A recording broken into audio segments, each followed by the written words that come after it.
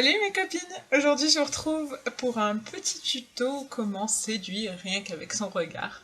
Un œil de chat fumé. Alors on commence tout de suite par découper du scotch.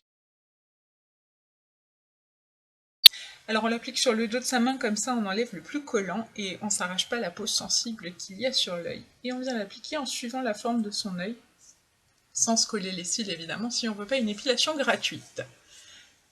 On va le poser en remontant vers le sourcil, en suivant la forme naturelle de son œil, et en le collant uniquement en ras des cils. C'est pas la peine de le coller partout sur le visage.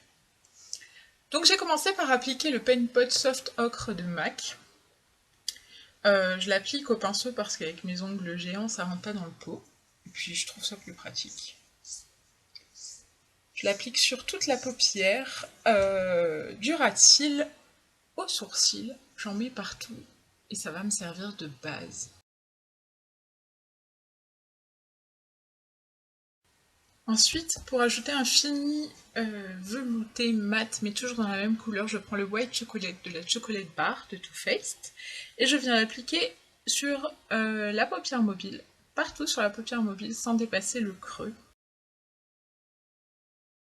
Je l'applique en tapotant pour éviter les chutes s'il y en a. Et ensuite, avec un pinceau crayon, je prends le fard Slate de la Lorac Pro Palette et je viens étirer sur le bord de mon scotch comme si je voulais faire un trait de liner. Donc pas la peine d'être précis. On va venir ensuite avec un pinceau estompeur prendre le Milk Chocolate, toujours de la Chocolate Bar, et on va venir flouter le trait qu'on a fait au fard gris. On va venir effacer le bord de ce trait en fait.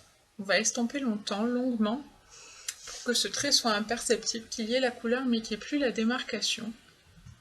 On va faire des petits mouvements de cercle et remonter dans le creux de paupière avec ce fard et dépasser sur l'os du sourcil sans problème avec le fard Milk Chocolate.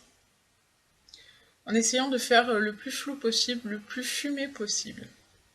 Ensuite j'ai pris la Naked 2 et j'ai pris le fard Blackout. J'ai pris le fard noir de la Naked 2 parce que dans la Lorac, il y en a un, mais il n'est pas aussi noir que celui qui est dans la Naked 2. Et je l'adore ce fard parce qu'il est vraiment très intense, il est vraiment très très noir. C'est pour moi le plus joli noir que j'ai. Et donc voilà, j'ai choisi celui-là. Donc je viens repasser par-dessus le trait de Slate qu'on a fait tout à l'heure avec le fard de la Lorac. Et je viens l'appliquer sur mon creux en fait. Je viens faire l'intérieur de mon creux de paupière, toujours avec mon pinceau crayon, et je prends ensuite le pinceau estompeur sans rajouter de matière, le même que tout à l'heure, et je viens faire un long travail d'estompage. Je prends bien tout mon temps et je viens faire des petits cercles, des allers-retours sur tout le fard noir, en le dégradant au maximum pour vraiment donner ce fumé. Donc je fais des mouvements sans trop aller vers l'intérieur de l'œil, mais pour bien dégrader sur l'extérieur de la paupière. Je prends bien tout mon fard et je remonte un petit peu sur l'os du... Comment on appelle ça? L'os quoi, hein? Alors ensuite, j'ai gardé le scotch pour appliquer mon eyeliner, pour vous montrer que c'est possible d'appliquer l'eyeliner comme ça. Pour celles qui galèrent un petit peu, je pense que ça peut les aider. Moi qui ai l'habitude de le tracer assez facilement à main levée, je dois dire que ce scotch a été plutôt une galère. Donc la prochaine fois, je vous explique. Je vous montre là comment on fait, mais la prochaine fois, j'enlèverai le scotch avant de faire le liner. Parce que pour moi, ça me complique un peu la tâche.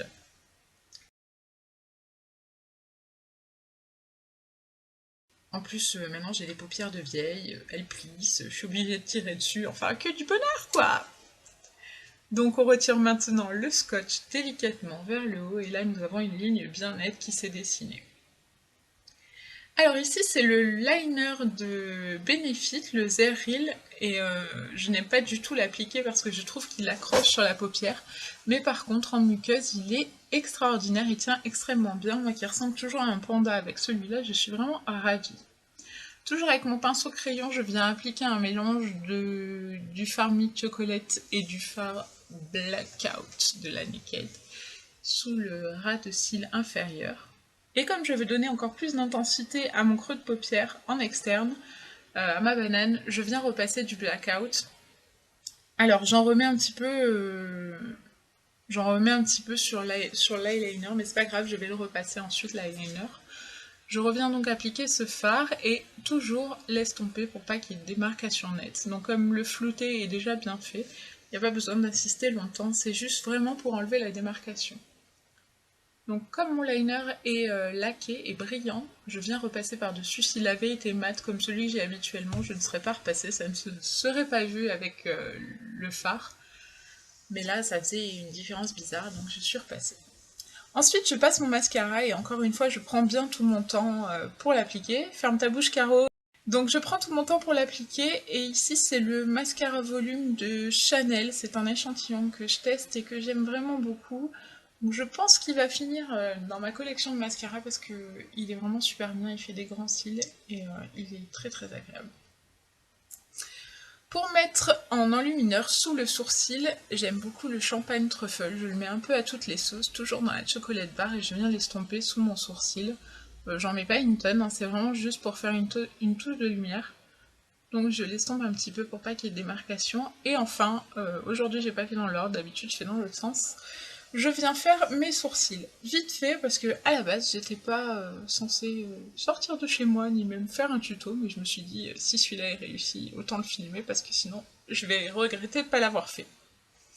Donc ensuite, pour le blush, je prends le Petal Power, qui est juste un blush magnifique de chez MAC, et malheureusement c'est une édition limitée, mais j'ai entendu dire, ou alors est-ce que c'est déjà le cas, je ne sais plus, qu'il deviendrait permanent chez MAC. Alors, il est vraiment super beau, c'est un rose avec des reflets dorés. Je fais toujours ma tête de poisson et je viens l'appliquer sur ma joue et ensuite l'estomper avec un gros pinceau. Pour les lèvres, il s'agit du rouge allure de Chanel, c'est le numéro 88, évanescente. C'est un rouge à lèvres que j'aime beaucoup, moi qui n'étais pas habituée au nude. Celui-ci, je le porte très régulièrement parce que je le trouve vraiment très joli, un nude rosé. Il est vraiment très très beau. Par-dessus, je viens appliquer une touche du Kiss Me, c'est un fluid stick de chez Dior. Juste une touche pour accentuer le côté rose du nude. Et je viens l'estomper avec le doigt très légèrement pour pas que ça fasse de gros tas. Et voilà ce que donne le regard de braise une fois terminé. Tadam! J'espère que cette vidéo vous a plu. J'espère que vous aimez le regard œil de chat.